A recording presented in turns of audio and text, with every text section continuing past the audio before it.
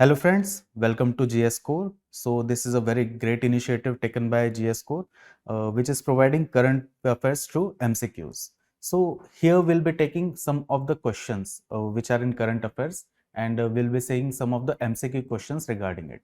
So in the previous sessions also we have seen there were a lot of questions were seen with regard to the questions which were framed on the current affairs, and the discussions were taken on a quite brief manner. So today we'll be following the same program or same concepts. We'll be looking at the concepts, we'll be seeing the current affairs, and we'll be looking at the different dimensions or different areas where these concepts are applicable. Okay. Now, before that, I will be telling you one thing here. Okay. So GS Core is bringing to all of you a very good initiative, which is called as the All India Petty Mock Test. So basically, this is an OMR based test. You can go to a school or the center, and you can give the proper format in a proper environment which is created by UPSC. Same simulated environment is being created there, and you will be able to give, you will be able to attempt your paper there, and you can see that what are the shortcomings, what are the issues that you are facing while writing the exam, and what are the pressure conditions, and you may be able to analyze the things in a quite better manner. So I will advise you all that you can take the benefit of this initiative, and you can see that the cost of this is not very high. It is just 500 per mock test, and it is quite negligible. Okay, it is quite negligible. And if you opt for 3 tests, then we can see it is just 1000 rupees for 3 mock tests. See, it is a quite very good initiative. Okay, so that you can have a benefit, you can gain something out of this test, you can learn something out of this simulated environment. So the test dates we can see, it is the uh, first test is on 9th April, third test is on 30th April, and third test is on 10th May. So you can register, you can go to this QR code. Okay, you can scan this QR code and you can register yourself to any of the test center which are described here. For example, Ahmedabad, Bengaluru, Bhopal, Bhubaneswar, Chandigarh, Chennai, Delhi. In Delhi, there are 2 centers, that is ORN, that is Old Rajendra Nagar, and Mukherjee Nagar also. Then Guwahati, Hyderabad, and other cities are also available for taking the test. Okay, so all the best, guys. Do go and do attempt this test. It will be very much beneficial for you because it is in UPSC simulation environment. Okay, so moving ahead with today's topic or today's questions of discussions. Okay, so first question we have here.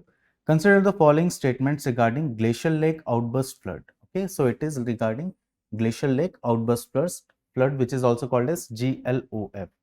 So statement 1, it is asking, it occurs from an unstable natural dam formed from a glacial retreat. Okay, so analyzing this statement with the diagram here, we can see this is a kind of a glacial lake. This is a kind of glacial lake, and the glacier was present earlier. Okay, some millions of years back, the glaciers was present till here. But because of the receding of the glacier or the melting of glacier because of rise in temperature and global warming, the glacier has melted. And in this same region, in this same depressed region, we can say it is a depression being formed. So here the water has been accumulated, but here we can see the another feature of the glaciers, that is called as the moraine. Okay, it is called as moraine. This moraine, it is formed because of the erosion of the landform by the glaciers.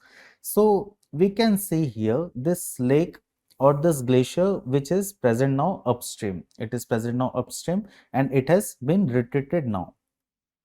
So this statement becomes, we can see, it becomes a correct statement. It occurs from an unstable natural dam formed from a glacial retreat. Statement 2, we can see, it results in large downstream river discharges. River discharges.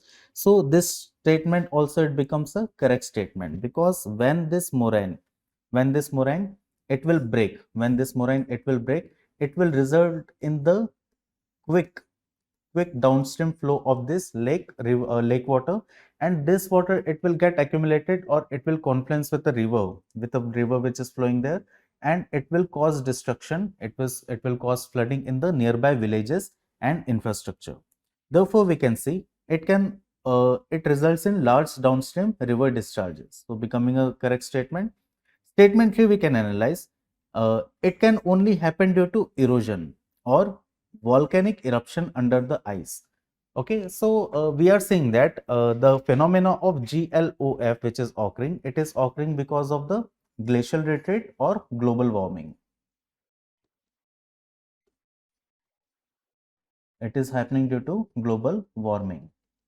Therefore, it is one of the reason. The volcanic eruption can be one reason, but the main reason here or the other reason, it can be the global warming. So statement 3 we can see it becomes an incorrect statement. This becomes an incorrect statement here because there are other reasons also because of which the glacial retreat can happen and the formation of glacial lake outburst, glacial lake can also happen here.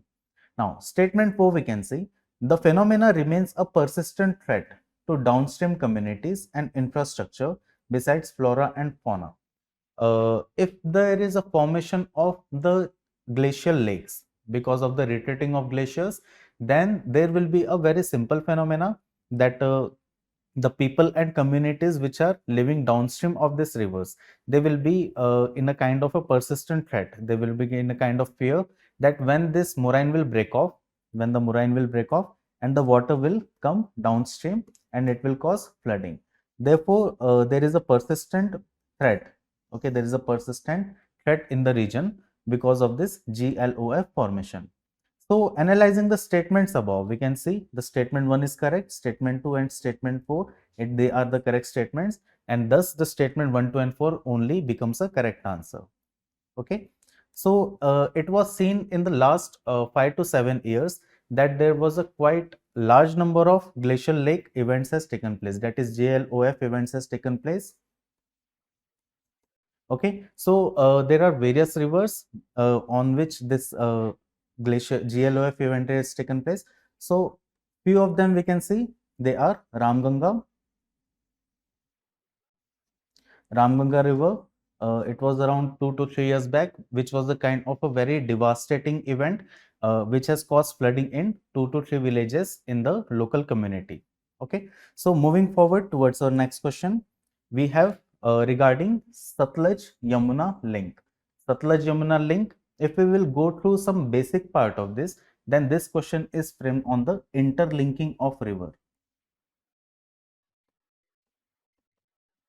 Interlinking of river. Interlinking of river, we can say it is quite an important phenomena or important process which India is going through right now. In last year, we can see there was a linkage formed between the and Betwa, Ken and Betwa rivers. So it was quite important because the water was being lifted from the Ken and it was being flown into Betwa. Uh, Considering these two rivers, we can say this both the rivers are a kind of the non-perennial rivers, but the kind of flow was good in Ken. Now, this same linking is being done between the Satluj and Yamuna. Now, looking at the rivers or looking at the states through which these rivers are flowing, so Satluj is flowing majorly from the part of Punjab, okay, and Yamuna we can say it is flowing from the part of the Haryana in India. So there is a statement being asked between for this Satluj Yamuna link. Statement 1 is the Satluj Yamuna link aims to share the waters of the Ravi and Beas rivers between Haryana and Punjab. So this is a quite correct statement. We can see it in the map here. So this is a Satluj river flowing here, and this is the Yamuna river which is flowing here. Okay, this is the Satluj one, and this is the Yamuna river. Okay, so there is an interlinkage is being formed. This is an interlinkage being formed here. You can see this in this part. So this linkage, we can see it is almost 214 kilometers in length. It is a 214 kilometers in length, and the water is being flown into the river Satluj also by the river Beas and Ravi. Okay, Ravi and Beas. These two rivers are also quite important rivers which are flowing river water into this Satluj river. So next question here we can see, next statement is Under the principle of riparian water rights, the owner of land adjacent to water body partial rights partial rights to use the water. Now, this is a kind of a controversial statement here, and we need to analyze this statement in a quite brief manner to understand what it is trying to say. So, it is saying that under the principle of riparian water, it is said that when a river is flowing, through a state, then that state has 100% ownership of the resources. The state has the 100% ownership of the resources, and it can have a decision. It can take decision regarding the sharing of water of that river. It is discretion to that state that if he can share it or if it cannot, if it do not want to share it. So the owner of the land adjacent to water body has partial rights. So this partial rights, we can say it is a wrong statement. This partial rights, it is a wrong statement here. So the correct statement here becomes the complete or the all the rights. All the rights will be a complete word here to use the water. Okay, what is happening here? We can see the Punjab. Okay, the Punjab here. This state is Punjab. So Punjab earlier, around 7 to 8 years back, it agreed. Punjab agreed to share the water of Satluj, with through this Yamuna canal, through this Satluj Yamuna link with the state of Haryana, But what happened currently? What happened last year? Punjab denied. Punjab denied to share this water of this river. Okay, and it has given the part as the riparian water principle. It has given the part as the riparian water principle, that through this principle it will, or the Punjab will not be sharing its water with Haryana. But as we'll see the overall condition, as we can analyze the overall condition and scenario, both Punjab and Haryana, they are the kind of a semi-arid region. They are part of the semi-arid region, first thing. Second thing, they are also the part of Green Revolution.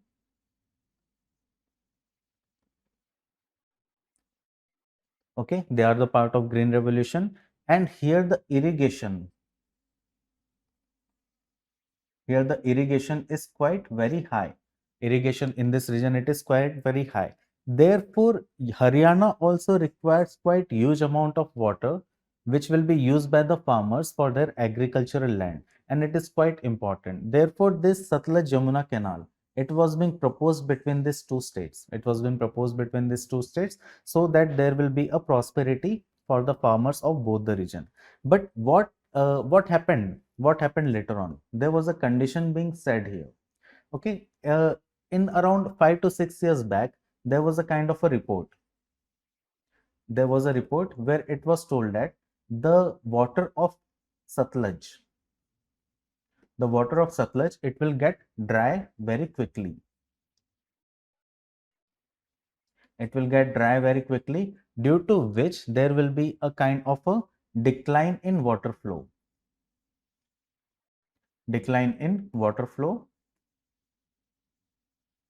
Which will cause various consequences on the region of Punjab. Okay, which will cause various consequences in regions of Punjab. Therefore, it will lead to. Therefore, the Punjab has taken decision. The Punjab has taken decision to not share the water, with the Haryana.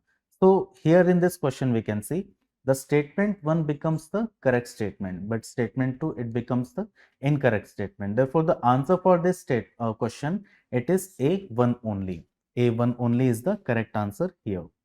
Okay, moving forward towards our next question. So it is asking which of the following is or are correct impact of El Nino on the Indian subcontinent. Okay, which are the correct statement regarding El Nino on the Indian subcontinent. So first statement is increased breeding among marine mammals. So uh, we can analyze that how this will be possible, so El Nino, we can see it is a kind of a hydrometeorological phenomena. There is a hydrometeorological phenomena. So here what is happening, there is weakening of the trade winds is occurring. Weakening of the trade winds is occurring, due to which there is accumulation of cold water in the western part of Pacific Ocean, and there is accumulation of the warm water, in the eastern part of the Pacific Ocean. Okay, I am talking about the oceans, I am not talking about the continents here. So this is the western part of the Pacific Ocean, and this is the eastern part of the Pacific Ocean here. So due to which what is happening here, there is a kind of a convection cell, or we also called is the ENSO cycle. Okay, ENSO cycle, that is El Nino Southern Oscillation Cycle is being formed here. Now, due to which what is happening, there is increase or there is rise in the low pressure conditions in this region, and there is formation of the high pressure conditions in this region, because of which a cycle is being formed. A cycle is being formed here, and here we can see due to which increased convection or the increased temperature of ocean or central Pacific Ocean, in the center of Pacific region, it is occurring here. Also there is increase in the temperature of ocean water in the eastern Pacific is also occurring, but there is decline in temperature. Decline in temperature of ocean is taking place in the western part of the Pacific Ocean. Now this western part of Pacific Ocean, it is also influencing the climate of India. It is also influencing the climate of India. Now, a condition we can see here, when there is increase in temperature in ocean, it causes decline. It causes decline in the breeding of mammals in sea or ocean. Okay, because there is a kind of a temperature differences. When there is high temperature, then there is decline in the breeding among marine mammals. So this statement becomes incorrect statement here. Now statement B is severe drought. So severe drought, we can see this is a correct statement. Why? Because when there is a cooler conditions on the western Pacific, it leads to the cooling of the region. It leads to the cooling of the region which is surrounding India or the Indian Ocean, because of which there is low moisture content in the atmosphere, and due to which we can see there is low rainfall. There is low rainfall occurring, and it is associated with the El Nino. It is directly associated with the El Nino here. So we can see here this condition of low rainfall, it causes severe drought conditions in India. It causes severe drought conditions in India. Now, statement 3 we can see it is compulsory weaker monsoon. Okay, compulsory weaker monsoon. It has been seen that in the previous trend analysis of El Nino and its impact on Indian monsoon, then there has been several episodes of El Nino which has caused weaker monsoon in India. But there was a period of El Nino between 1997 and 1998. During this year, okay, this was an El Nino year, but here it was seen that there was no decline or no compulsory weakening of monsoon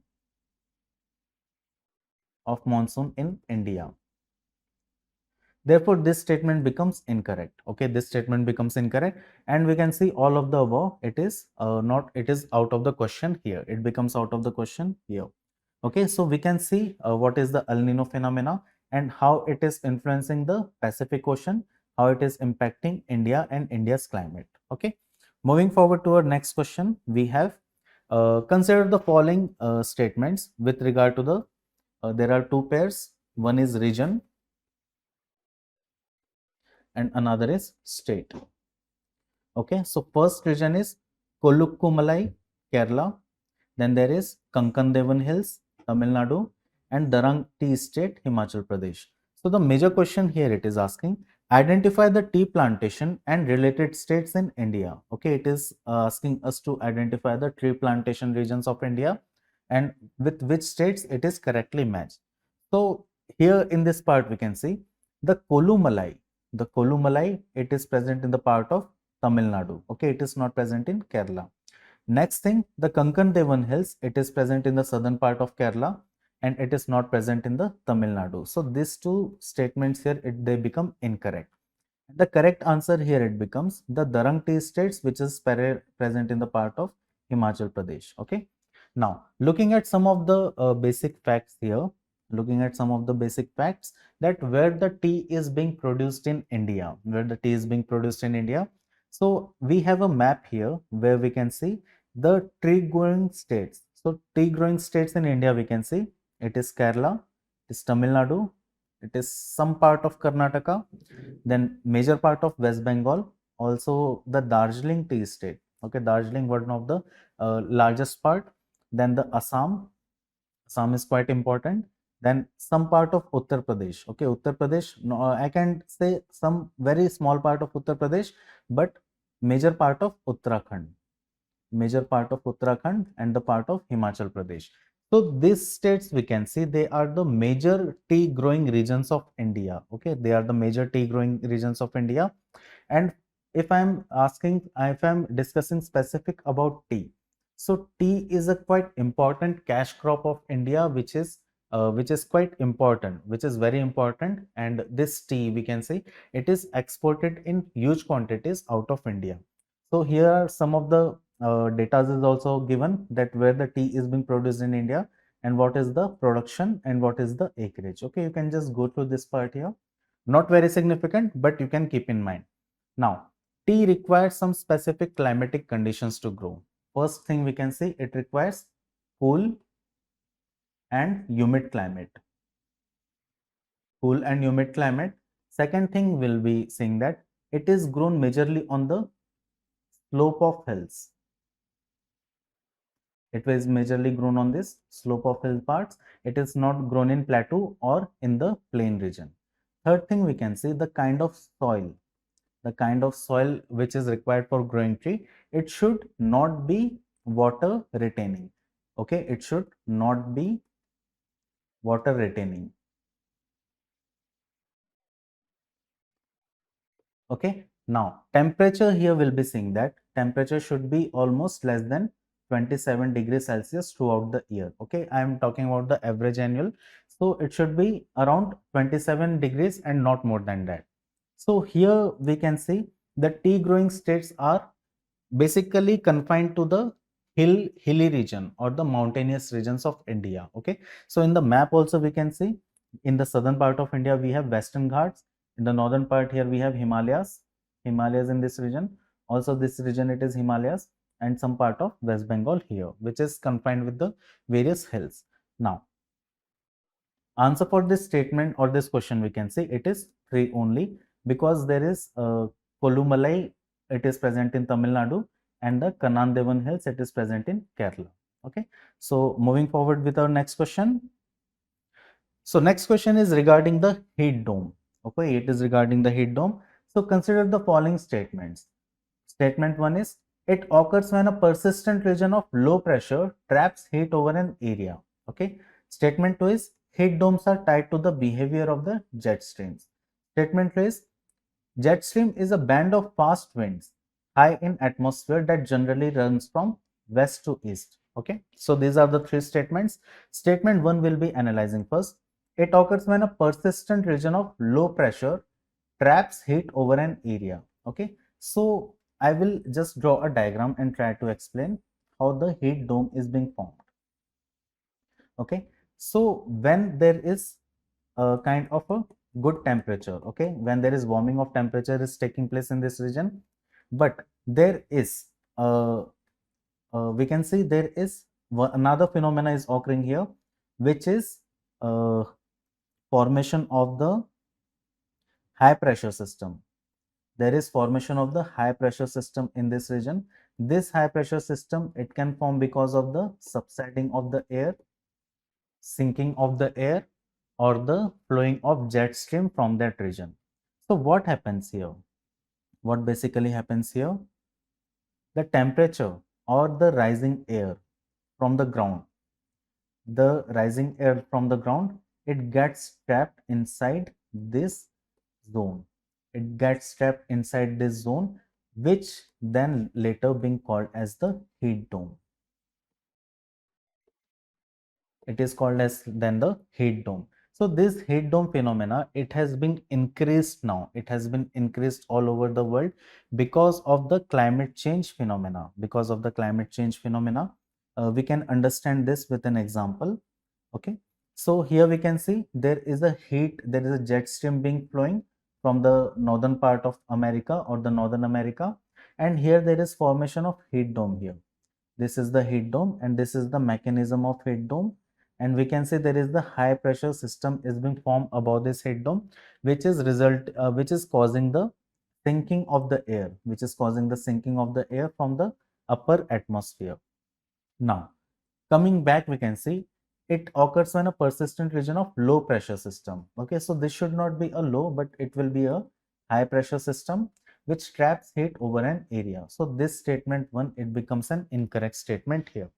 Now, statement 2 is asking that the heat domes are tied to the behavior of the jet streams. Okay, it is tied to the behavior of jet streams. So we can understand this with this phenomena or with this diagram here. We can see when there is convergence of the jet stream, when there is convergence of jet stream. So this results in the sinking of air. This region, it will lead to the sinking of air, and with this sinking of air, there will be the formation of heat dome in this region. And when there is divergence of this jet stream, when there is divergence of this jet stream, so this divergence, it will lead to the low pressure conditions and it will lead to the rising of the winds. It will lead to the rising of the winds and it will cause low pressure condition. In this condition, it is forming a high pressure condition and sinking of the winds here.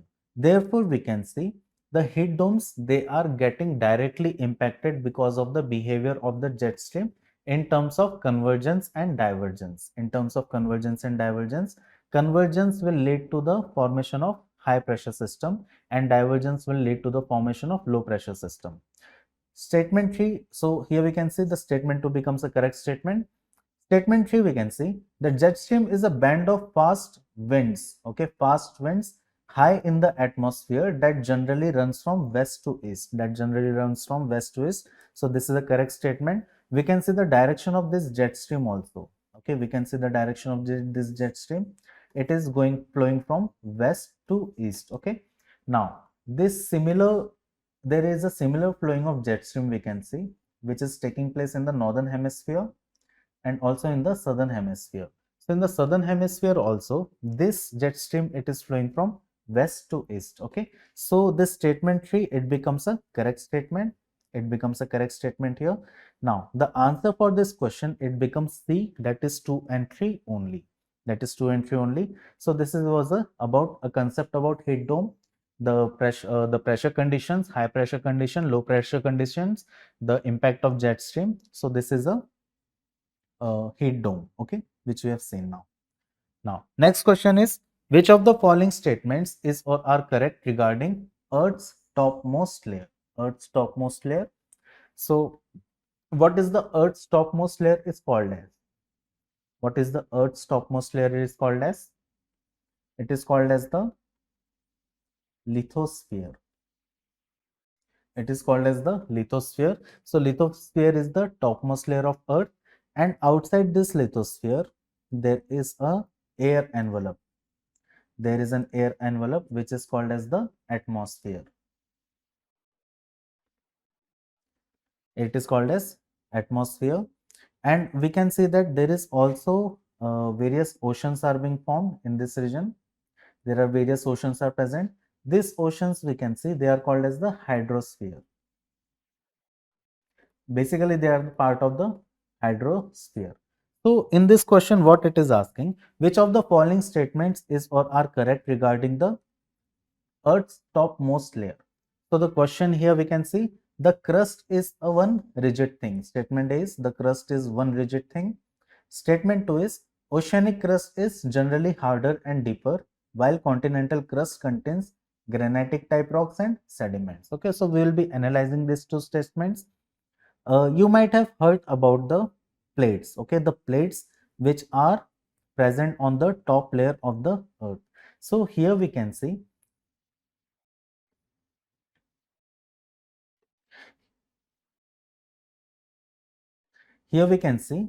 in this diagram the earth's topmost layer. It consists of various different plates. Okay, there are various different plates of which the earth is being formed, and these plates, they are continuously in motion. These plates are in continuously in motion, which results in various geophysical phenomena, for example, earthquake, volcanoes, and sometimes indirectly causing tsunami in some regions. Okay, so we can also understand this with this diagram here. The whole of the earth, the complete earth, we can see it is divided into different plates. For example, the Eurasian plate, the Indian plate, there is, we can see, the North American plate, the South American plate, Eurasian plate, okay, African plate, Pacific plate, Antarctic plate. Okay, so these plates are continuously in motion. Okay, how they are moving?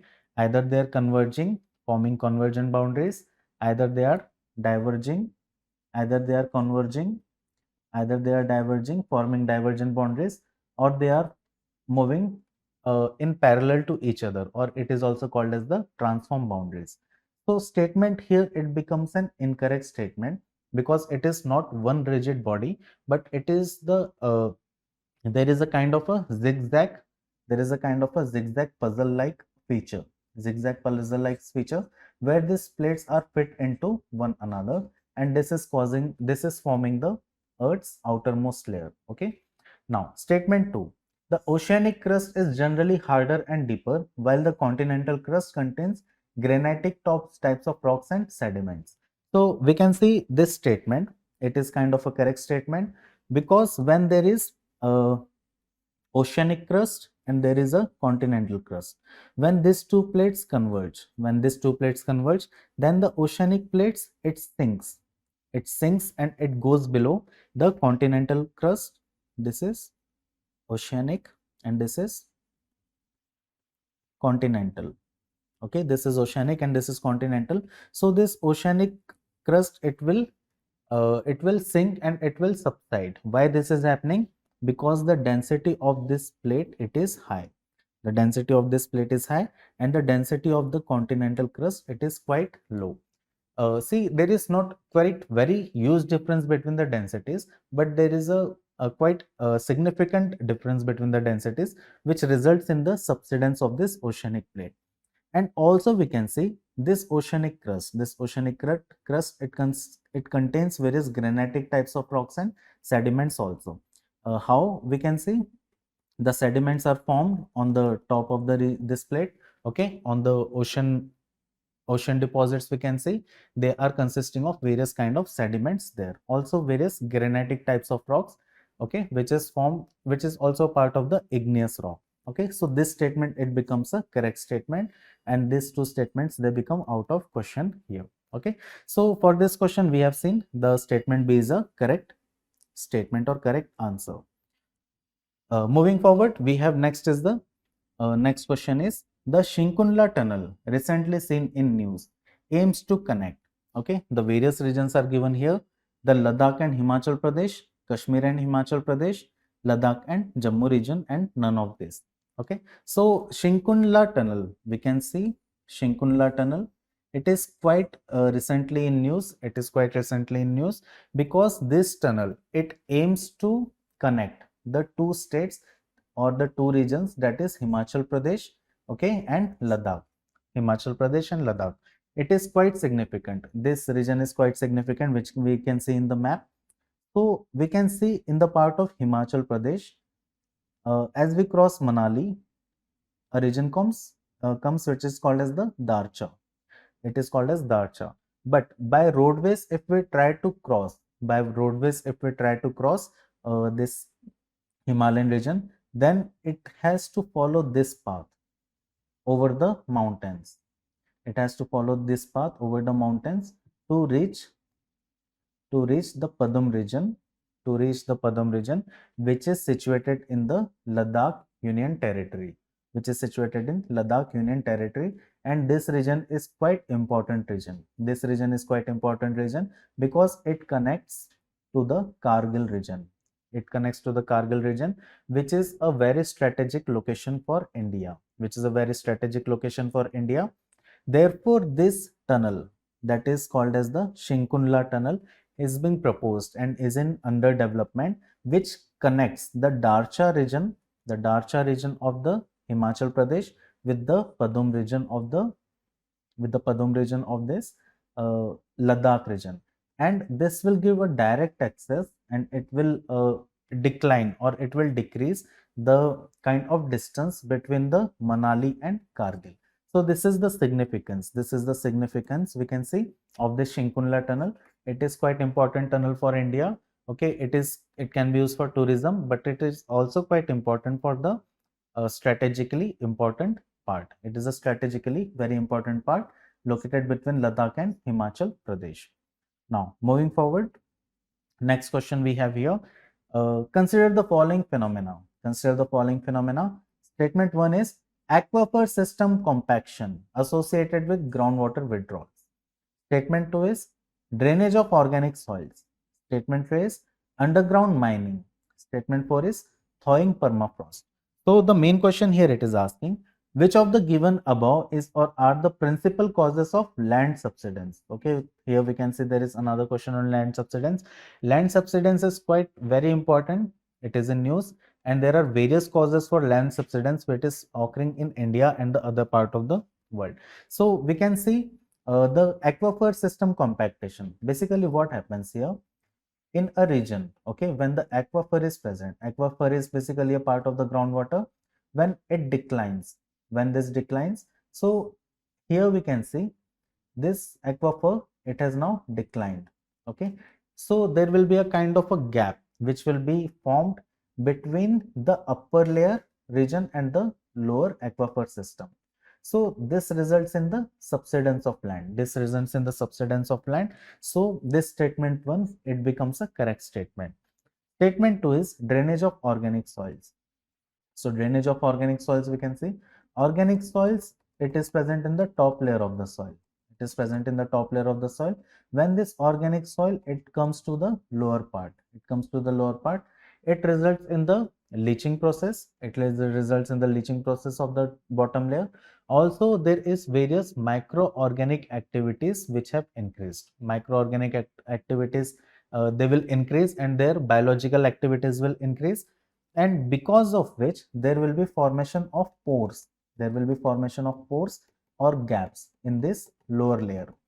Formation of pores and gaps will be formed, due to which the water which is present in the upper layer, it will come downward. Okay, the water will translocate here, and this translocation of water, it will result in the higher rate of erosion. It will result in the higher rate of erosion. Because of this higher rate of erosion, the water which is now present in the upper part, it will now move to and fro. It will now move to and fro, which will result later in the subsidence of land in this region. This will result in the subsidence of land in this region. Therefore, the drainage of organic soils, it plays a quite significant role in the land subsidence also. Now, underground mining. Underground mining is quite easy. If there is a region is present here and I am trying to mine this area, okay, through underground activity. So what happens when there is underground activity is being or mining is being going on? It can result in the subsidence of land, because the pressure which is present here, it is quite high. The pressure of land in this upper part, it is quite high, and it can result in the subsidence of land here. Okay, so this is also correct statement. Then thawing of permafrost. Permafrost you might be aware about.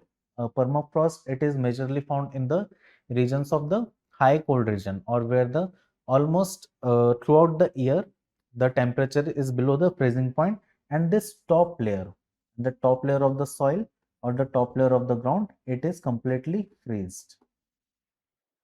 It is completely freeze. Now, when there is thawing, thawing means the melting of ice is taking place in this permafrost region.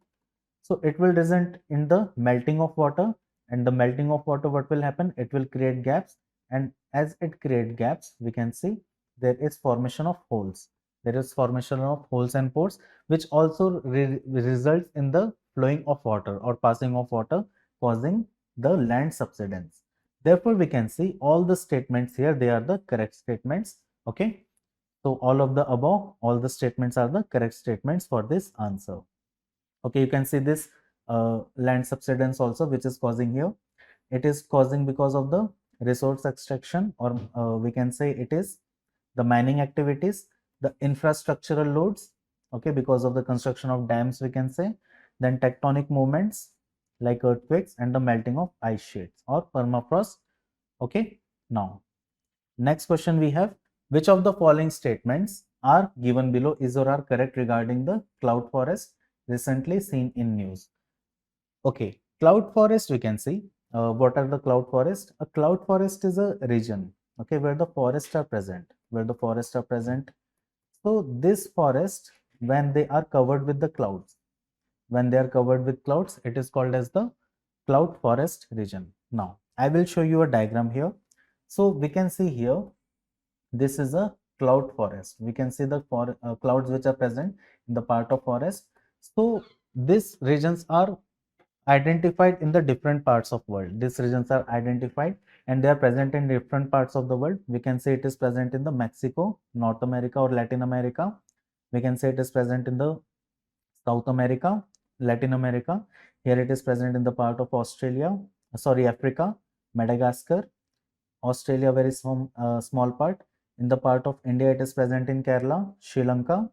Then we can see the Southeast Asia, the island countries of this Southern Asia. Okay, so here now we'll be analyzing the statement. The cloud forests are rare habitats of tropical and subtropical mountains. It is asking tropical and subtropical mountains. So if we will take here this as the equator, okay, this is the equator if we'll consider, then this region is very much specific to the tropical and subtropical regions only. It is present in the tropical and subtropical regions only, and it is not present in the temperate and polar regions. It is not present in the temperate and polar regions. Therefore, we can see this condition has been satisfied only in tropical and subtropical mountain regions. Therefore, statement A is a correct statement. So, second statement will be saying, in the area, rainfall is often heavy and condensation is persistent. Okay, condensation is persistent. So, because of this condensation, okay, basically this clouds we can see here, the clouds, they are the part of the precipitation. They are part of the precipitation. When the air or the moisture which is present in air or water vapor, in the form of water vapor, it condenses, it forms fogs or cloud. Okay, it forms fogs or cloud. Therefore statement 2 is also a correct statement here, because here the persistent condensation is taking place in this region. Statement C, we can see this forest form no more than 2.5% of the world's tropical forest. So in this map, we can see the area being occupied by the cloud forest, it is very low. Okay, it is very low. And this statement here, it becomes correct in this form, that it is not no more than 2.5% of the world's tropical forest. So this statement C is also correct. So we can see all of the above statements, that is A, B and C, are the correct statements here. Okay, next question we have quite simple question here with regard to the news, that is the Munro Thuruthu Island. Munro Thuruthu Island, you might be aware about it, you might have heard about it a lot of times, and it was quite recently in news also. So where this island is present, so this island we can see, we can first we'll be analyzing some of the conditions of this island. Okay, so this island we can see here, it is present in the state of Kerala. In Kerala, we have the Kollam district. We have Kollam district where we have Astamudi Lake.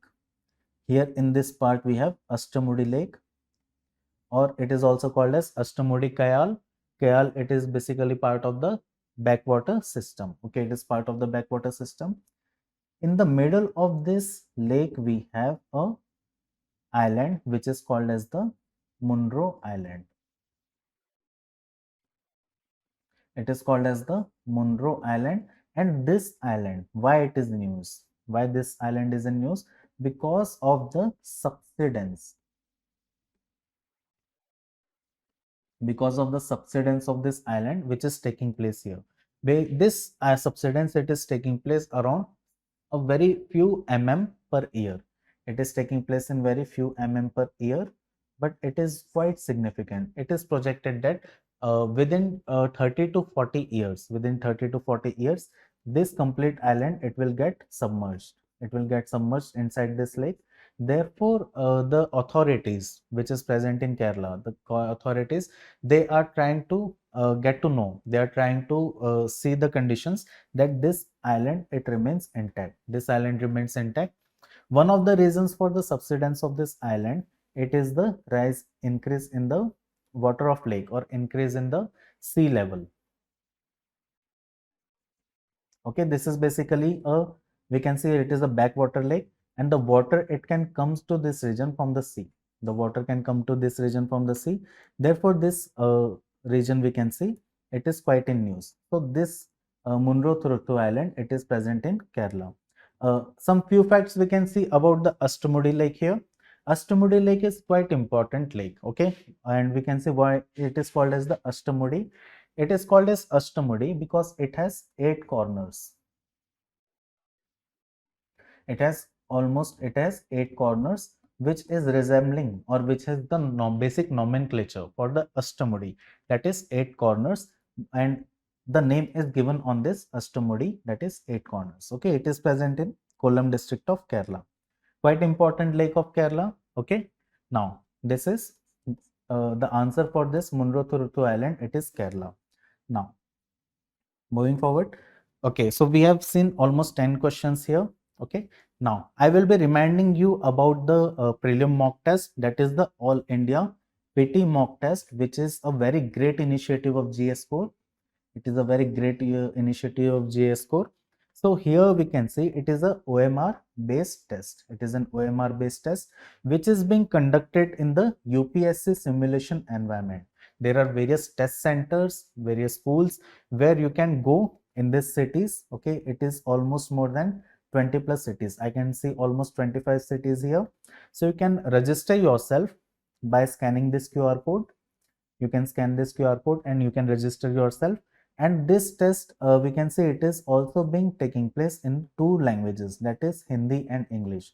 So it doesn't matter that you are from Hindi medium or from English medium, you can attend this test. And the cost, we can see the price for this test, it is very low, it is very negligible.